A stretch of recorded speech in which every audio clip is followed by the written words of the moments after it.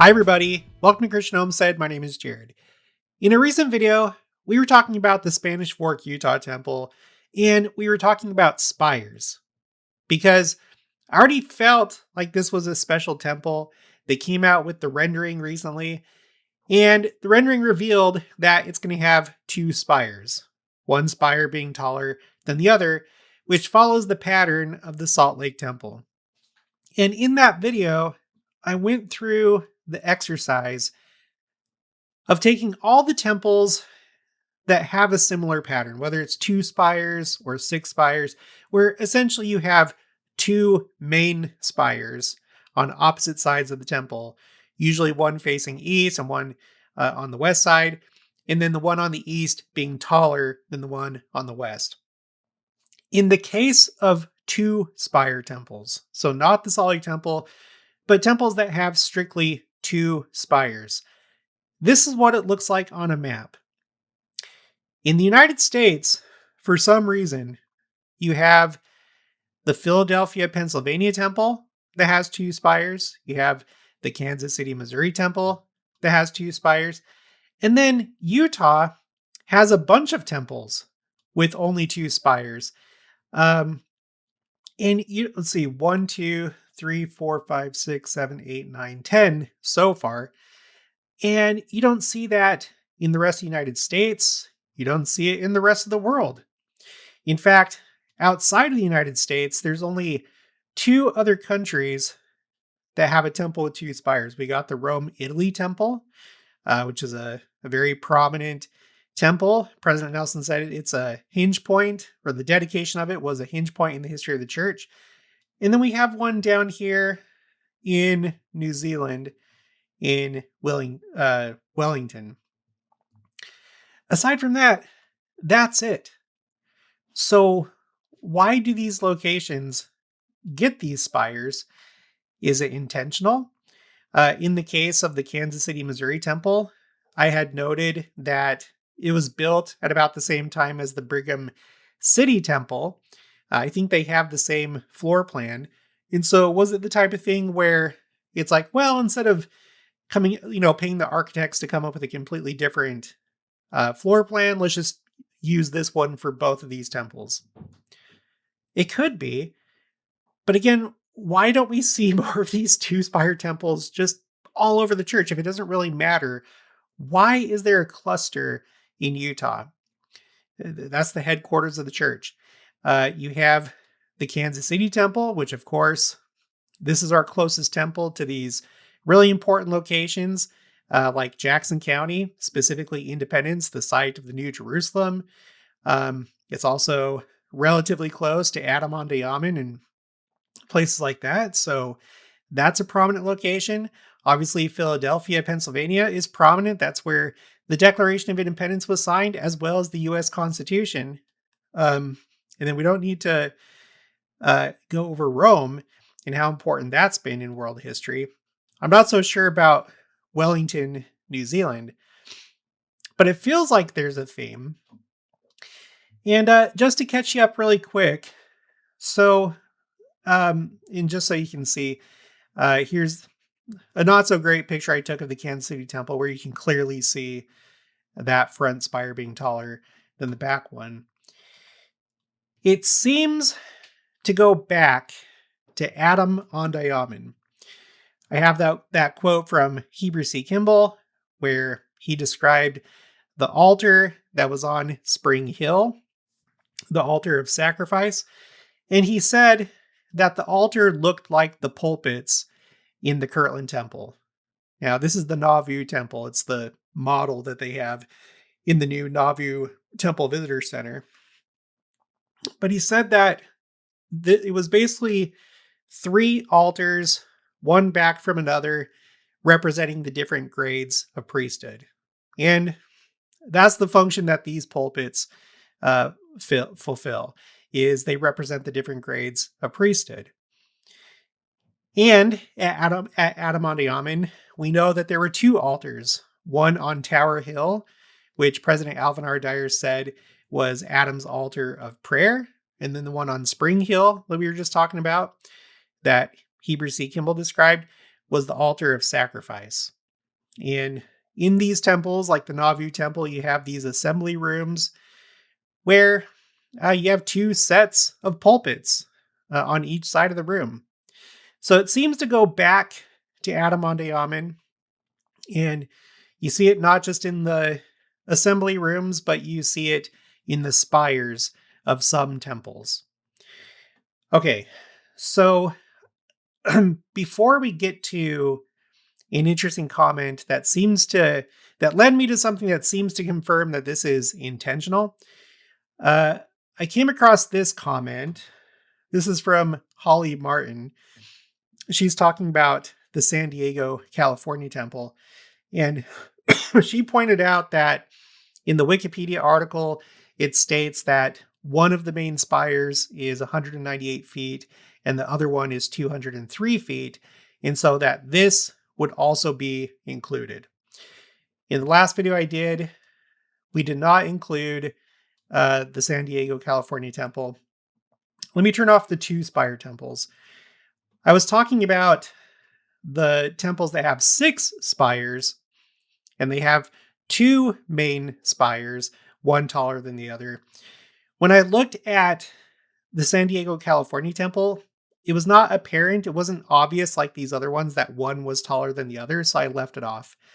And the same thing for the Las Vegas, Nevada temple. So these are the temples that have 6 spires. Let me just pull up a picture here.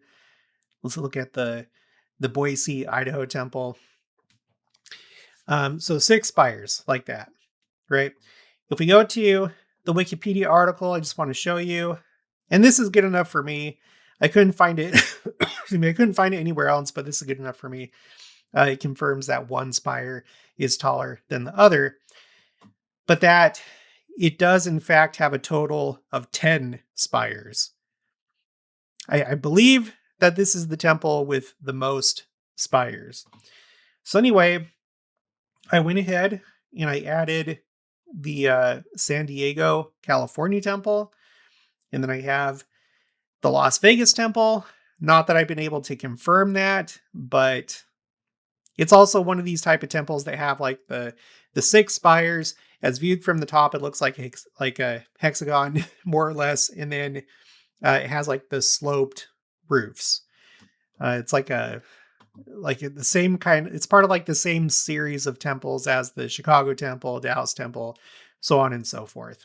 Okay, so if we turn them all on, this is what it looks like.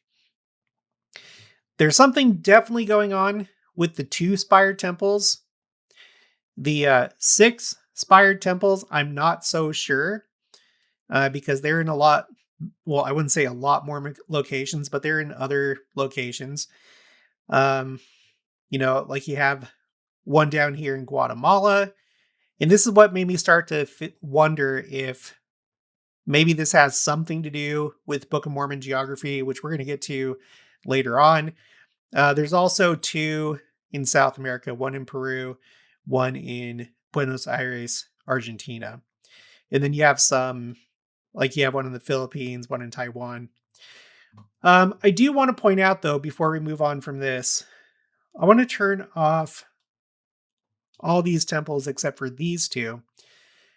I find it interesting that we have the Salt Lake Temple, which is currently the headquarters temple of the church. This is where the prophet and the apostles meet, or where they will meet once it's rededicated every Thursday. And it has a very unique look to it. The only other temple that really resembles the Salt Lake Temple is the Washington, D.C. temple. You could say, well, this is like those other 6 spire temples, and it kind of is not, because the other ones have the sloped top. I read somewhere that it was meant to look like a tent in the desert, like the tabernacle or something.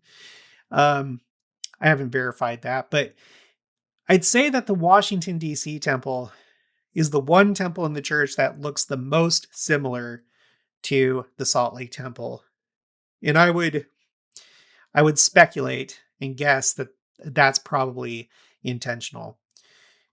So you have one temple that's the headquarters temple of the church, it's church headquarters, and then another temple that's in our nation's capital. So I do think that it was intentional. Okay, so let's go back to talking about the two spire temples, because this is just, I feel like this is pretty dramatic. Just all these two spire temples in Utah, and then there's only a few outside of Utah.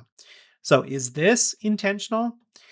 Let's go to this comment from Morgan Fabrizio. She says, the Vernal Temple was renovated from a pioneer era tabernacle in the 1990s.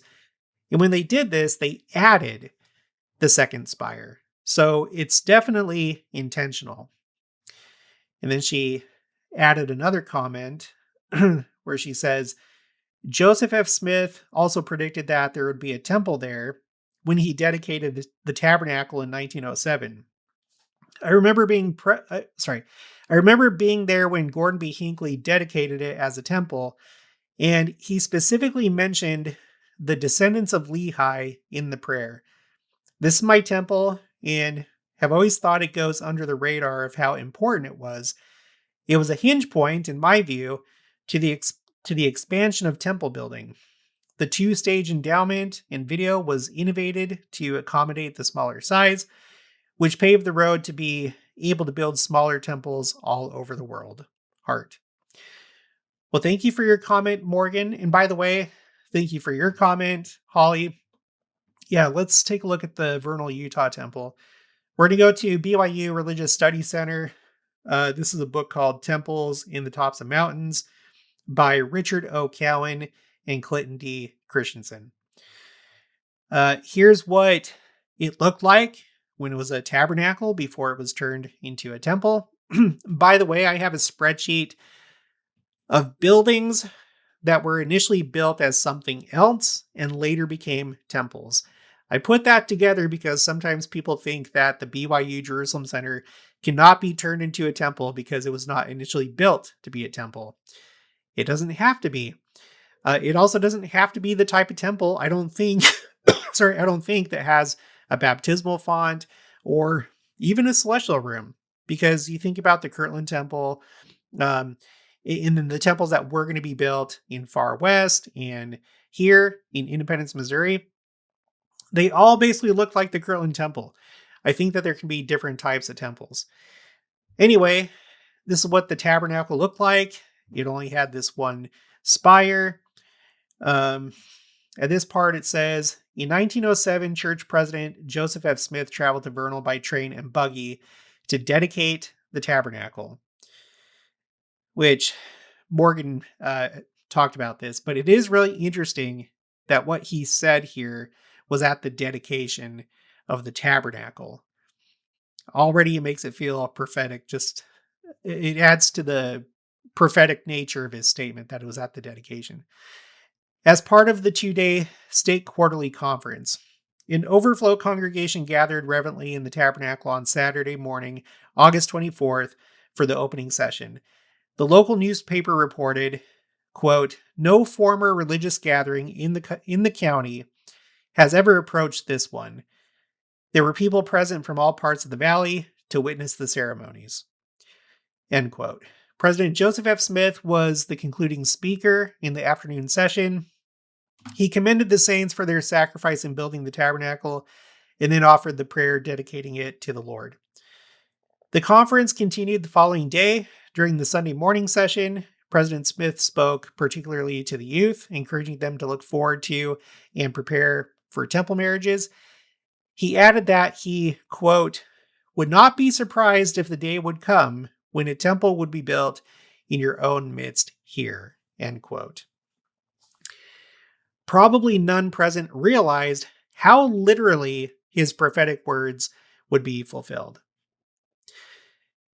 You guys, I tend to think that when a prophet or an apostle speaks, sometimes there's this tendency to be like, well, that's just their opinion. And yeah, sometimes it is. But sometimes, maybe without them realizing it, they say things that actually are prophetic. I don't think it has to be a formal, thus saith the Lord. So I would just pay attention to what prophets and apostles say. They may not even consciously realize themselves that they're speaking prophecy, potentially. Okay, later on, it says, during the summer of 1996, the roof was removed. The 5 original timber trusses were reinforced with steel, and the building was covered with a new green slate roof. The original plan had been to simply renovate the single 24-foot tower atop the Tabernacles' western facade. When President Gordon B. Hinckley was in Vernal for the groundbreaking, however, he expressed the concern that the steeple of the neighboring stake center would appear taller than the temple. So he asked the architects to propose a new design. The decision was to add a 32-foot tower topped by the angel Moroni to the east end, and to reproduce the west tower using new lighter materials. In early September 1995, therefore, the old tower was removed, and Vernal City made it into a gazebo in Ashley Valley Community Park. That's interesting. Have you guys visited that gazebo? Do you have any pictures at it? If you do, send them my way. I may post it on Facebook, Instagram, maybe show it on the channel. So it was supposed to just have one spire. And then Gordon B. Hinckley was worried that spire was going to be smaller than the spire of the nearby stake center. So what they could have done is simply build a new spire that's taller and then keep it the same. Just have it be a single spire building. But no, they decided to add a second spire, in that the other spire would be taller than the other one. They could have done 2 spires that were the same size, or they could have stuck with just the one and just made it taller. And it doesn't explain why that decision was made here, why they decided to go with 2 and make one taller. We understand why one is taller, but they could have both been the same size, and there could have just been just the one spire that's taller. So, yeah, something seems to be going on here. Okay. And then I wanted to just verify what Morgan said about President Hinckley mentioning Lehi's descendants. You can find it at the end of the Dedicatory Prayer. He said, "May there come about a reconciliation of feelings between the descendants of Lehi and those who have come to reside in these valleys." I think she brought this up because I was just lightly speculating in the previous video that this might have something to do with Book of Mormon geography. This is a topic I don't really, wade into too deeply. I do have a spreadsheet for it as I come across statements from prophets, apostles, whatever, I'll add it to the spreadsheet, but I'm not going to do this like geographic analysis and do what other people do because I don't really care about it. But I do care what prophets and apostles have said. So that being said, I wanted to talk a little bit about potential Book of Mormon geography. You may have seen this before, especially if that's something that you're interested in. This is, you can find this in the Church History Catalog. This is not doctrine, what you're looking at right here. This is a document, a map that was put together. From what I've studied, it seems like people going back to Joseph Smith said that Joseph Smith said that this is how things were. And so somebody, made a map out of that. So you have to take it with a grain of salt. There's not a lot to substantiate it, but that doesn't mean that it's not true. It could be true for all anybody knows. So as long as we understand that, let's take a look at it. So this is supposed to be Moroni's travels. And based on what I read, I mean, it kind of explains it right here in the words in the bottom right-hand corner. But basically, that he started down here in the land Bountiful in Central America. There's some misspellings on this document, but Central America. And then I thought I had it memorized. And then he went up to the Sand Hills of Arizona. And Sand Hills seems to be just a general description of southern Arizona, not like a city or a specific geographic landmark. So Central America to southern Arizona. And even though the lines don't match what it says in this description here, it said that then he went up to Salt Lake. And then from there, he went to Adamonte-Amen. Here it has Davies County misspelled. And then where Adam blessed his posterity. And then Independence, Jackson County, Missouri. And then Nauvoo.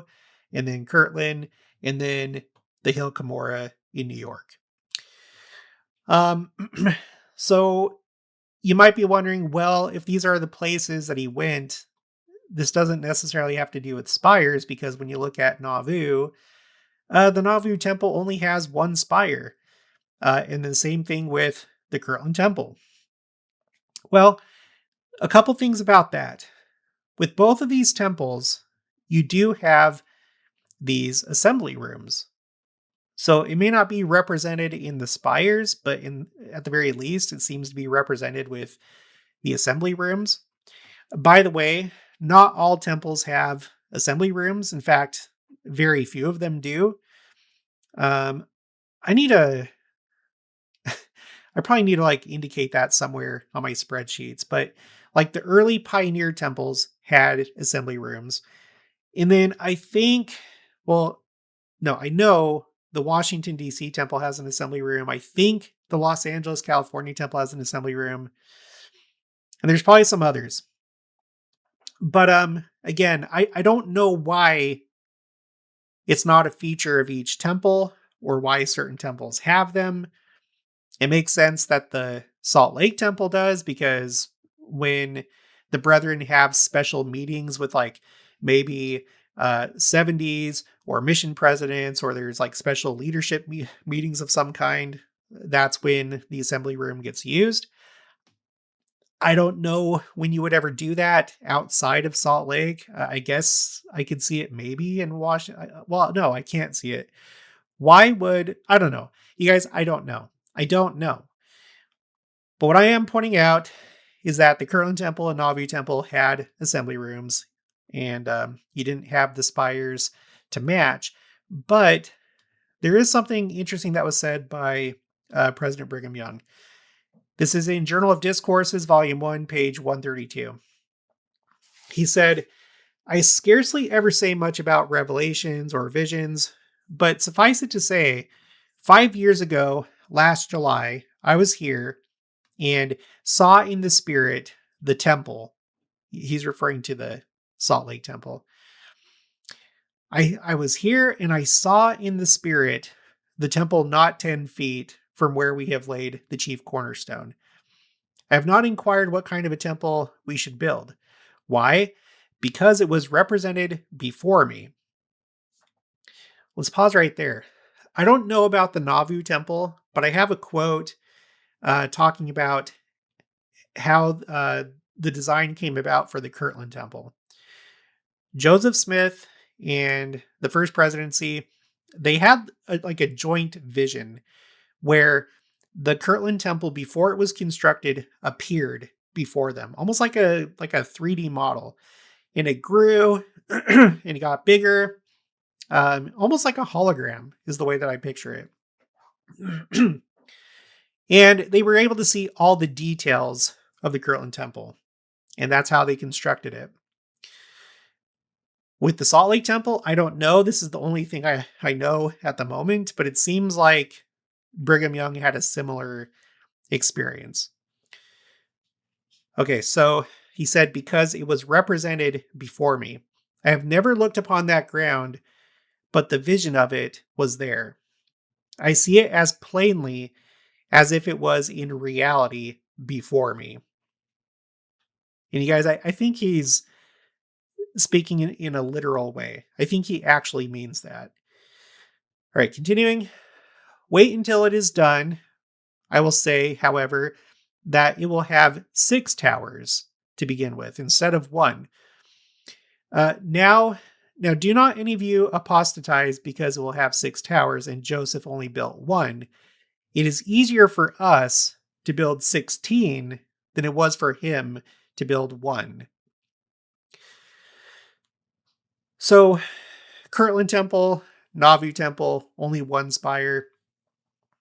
I don't know if he's alluding to the fact that, well, maybe because of cost, because there was great sacrifice in building those temples. It's like, okay, it's fine. We can just have 1. And in any case, with the Kirtland Temple, it seems that that's how it was revealed. It's like, okay, just do 1 temple. We're not going to have you do 2 spires.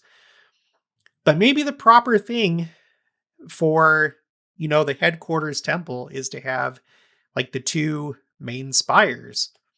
And maybe 6 total. I don't know.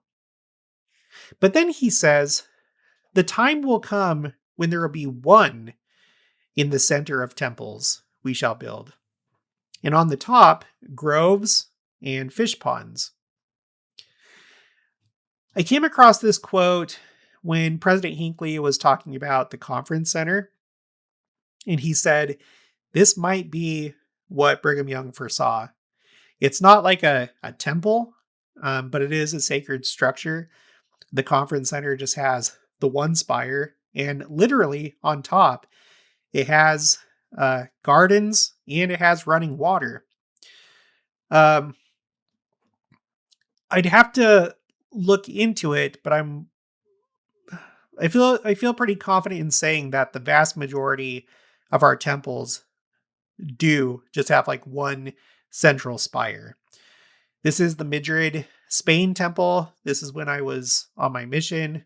And at that time, there was a Madrid MTC. And so this was the view from my room. A lot of nostalgia. But the majority of temples seem to have 1 central spire. And I do wonder about this. Now, I know there's a lot of people that don't like it. There's other people that do. This is the Community of Christ Temple. I don't know how things are going to play out here in Independence, Missouri. It could be that, we've talked about the auditorium. We have a statement from Elder Orson Pratt where he was describing the main temple of Jackson County. And he said that temple was going to be much larger than the temples that were currently being built, that it was going to seat thousands of people, that it would be circular, and that it would be arched over the top. I don't know where he got that. I still haven't found it, but he said it. And if that was prophetic, he could have been referring to the auditorium there in the background. The Community of Christ Temple, it's a temple that at this part, there's like this kind of rooftop garden area. And you can kind of see it here. This like wraps around and they have like native, plants and flowers and stuff. But I wonder if maybe there will be like a transition phase. Maybe at some point, Community of Christ will sell both of these buildings to the church. Maybe this temple will remain and it'll be converted into a proper temple. I don't know, but I just want to point out that right now in Independence, Jackson County, Missouri, there's a temple-like structure that does have gardens on top, and it could very easily have a water feature as well. I don't know. But anyway, let's go back to this. Okay, let me just remind myself. Okay, so he was talking about, Nauvoo Temple, Kirtland Temple, Joseph Smith couldn't build more than one spire. It probably had something to do with finances. But now, with the Sali Temple, 6 spires. And then he made this comment about groves on top. Okay, let's move on. Let's go back to talking about Book of Mormon geography. There's something really interesting that Brigham Young is reported to have said. You can find this in Life of Heber C. Kimball, compiled by Orson F. Whitney, 1888. And this is a quote from Warren S. Snow. He was a brigadier general in the Nauvoo Legion. He is telling a story about the Manti, Utah Temple, and I'm just going to read the red part. President Brigham Young asked Brother Warren S. Snow to go with him to the Temple Hill. Brother Snow says, quote, "We two were alone. President Young took me to the spot where the temple was to stand. We went to the southeast corner, and President Young said, 'Here is the spot where the prophet Moroni stood,' and dedicated this piece of land for a temple site. And that is the reason why the location is made here, and we can't move it from this spot. And if you and I are the only persons that come here at high noon today, we will dedicate this ground." So, and it's interesting because the Manti, Utah Temple is, in fact, why don't we go back to my map here? The Manti, Utah Temple is one of these temples that has 2 spires. If the picture will pull up, please. Here it is. And I'm pretty sure that it has an assembly room inside. Okay, so we have this special design in this temple, and this is a place where Moroni is said to have dedicated ground for a temple. Maybe later we'll find out that the Ephraim, Utah Temple, maybe it's the same thing, because President Nelson said that he received very specific instruction to build a temple there. He said that at the groundbreaking of the Ephraim, Utah Temple. This seems to be a special area, in my opinion. Okay, so yeah, maybe something's going on. Oh, by the way, the Ephraim, Utah Temple, that's also one that has 2 spires. One is way taller than the other one in the back. Okay, so we have that. That's something to think about. And then we have this from Elder Glenn L. Rudd, Emeritus General Authority 70. This was a BYU Idaho devotional, March 11th, 2003. The name of the talk is The Angel Moroni.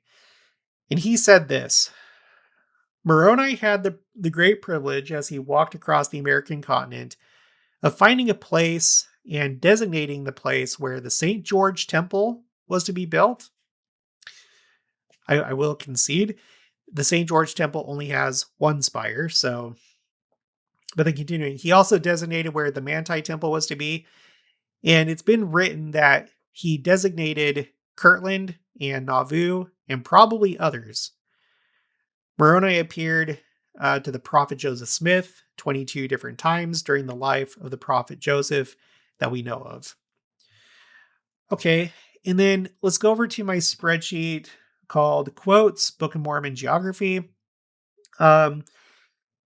This is one of those things that's kind of like my 10 Lost Tribes spreadsheet. It's a timeline of quotes where I'm trying to just see what everybody said and just kind of see if it's like changed over time or whatever.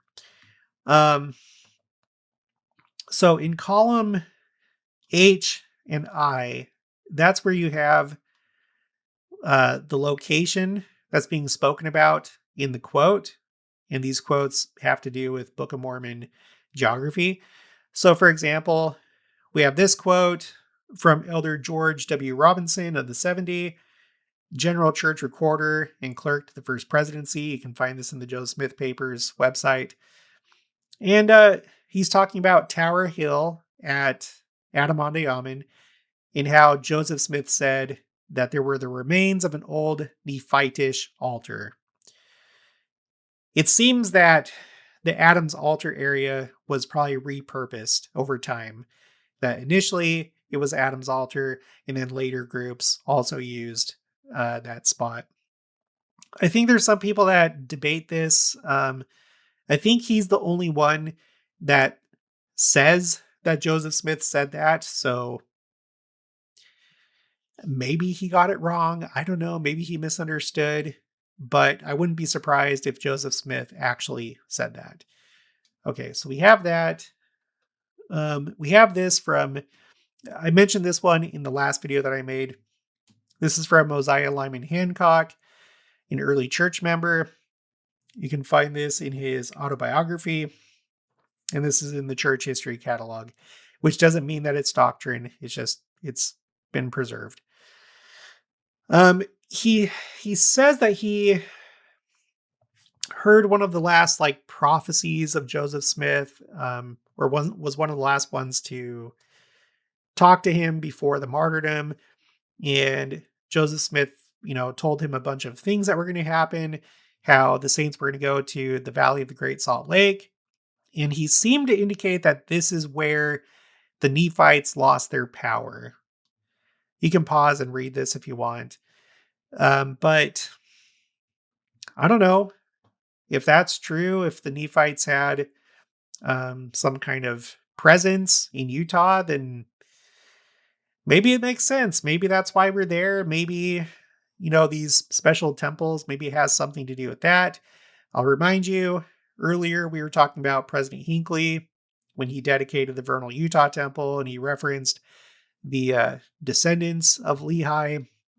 And then we just talked about the Manti Utah Temple and how Moroni was there to dedicate that land, at least according to whatever his name was, Warren Smith, I think. Oh, sorry, Warren S. Snow. And then this supposed prophecy of Joseph Smith that was recorded by, doing such a good job here, by Mosiah Lyman Hancock, where he seemed to say that this is where the Nephites lost their power. So, do these go together? The spires, the special temples? I don't know. It's just what's kind of coming to mind. Let's look at a few other things.